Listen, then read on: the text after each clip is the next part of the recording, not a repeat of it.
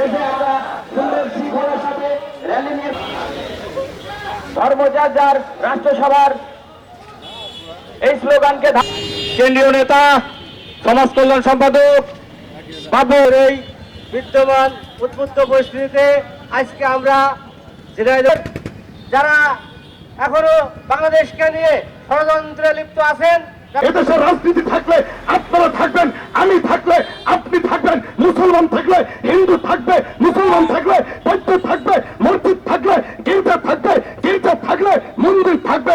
এটাই আমাদের আদর্শ। কথা বলেন ঠিক কিনা? সমাজ আজ সচেতন। আমরা যারা বাংলাদেশে হিন্দু রাজনীতির পাত্র হতে চাই না। আমরা বাংলাদেশি। ধন্যবাদ। এবার আমাদের মধ্যে যদি কেউ হয়ে থাকে তার দলীয় ভাবে তার বিরুদ্ধে পরিষ্কার।